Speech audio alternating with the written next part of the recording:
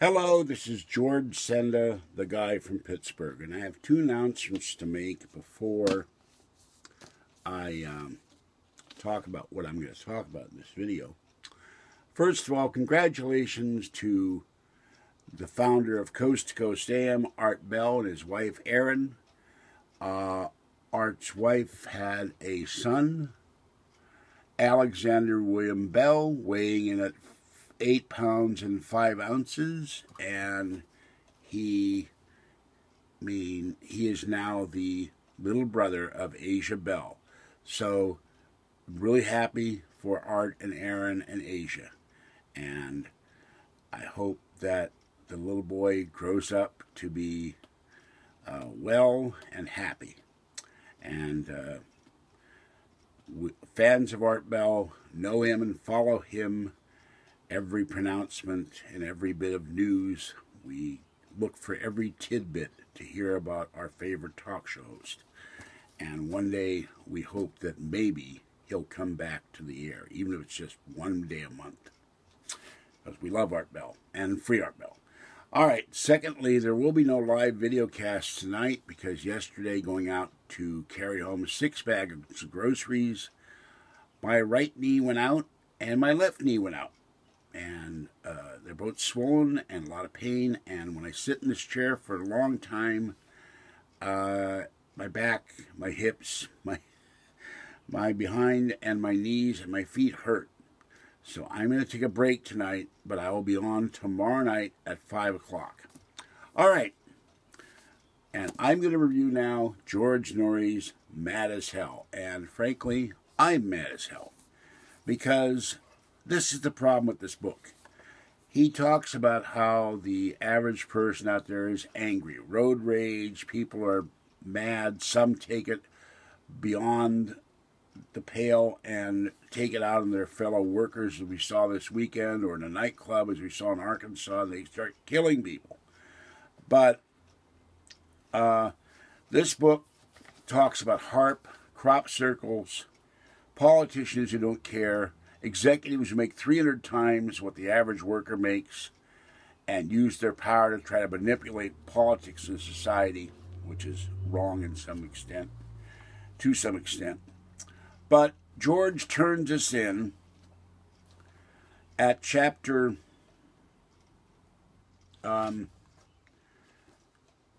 67 at page 300 and...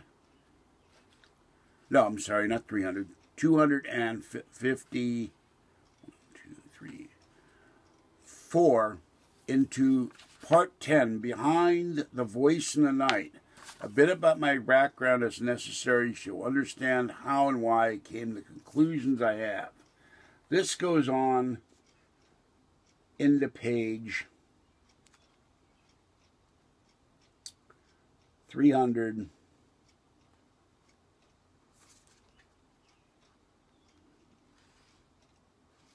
And 43. So you have all of this telling you about George Noory, and all of those tell you about various topics and why people are mad as hell. And then he goes back to mad as hell for about 4 pages. This is like driving a car down a lonely 2-lane road at night and being told by a buddy of yours on your phone that there's a shortcut you can take. They'll take 50 miles off your journey.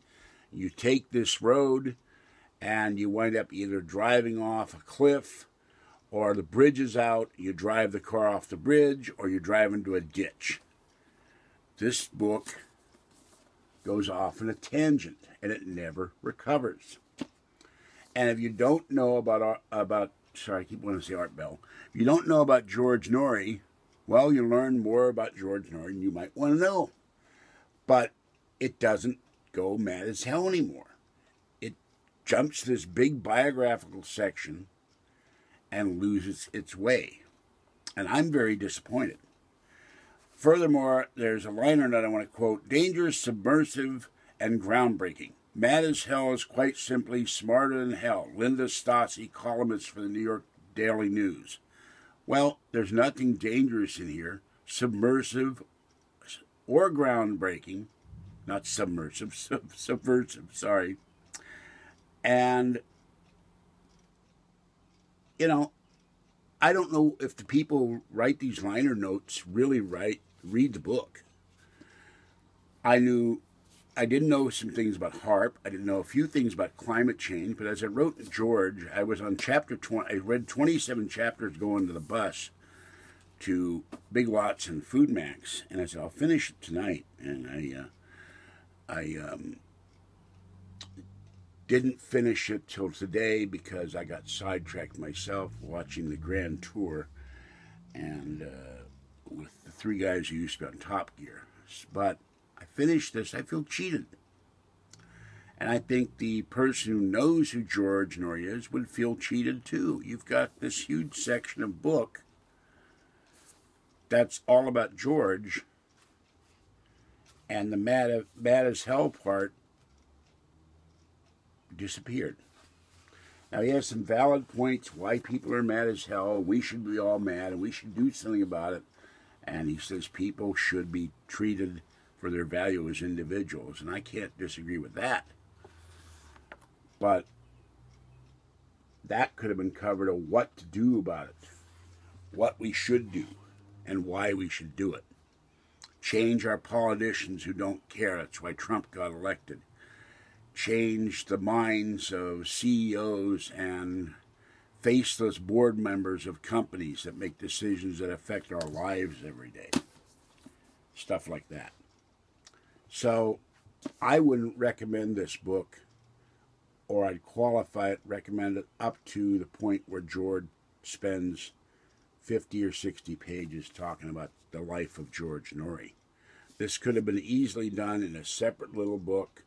Like he could have attached this to the book, or given you a little book. If you bought a copy of this book, you'd have his autobiography, something. But he never gets back to mad as hell except for about 4 pages at the end of the book, and doesn't give any suggestions as to what we should be doing. And that's what I feel he should have done. So I'm very disappointed and mad as hell. So I like George, we're friends, but this is not what I was expecting, and I expect him to do better than this. All right, this is George Senda, the guy from Pittsburgh. Have a great evening, a great weekend, a great holiday. Try to stay cool and safe out there if you can. Sorry. And I will see you tomorrow night or in the next video. Bye-bye for now.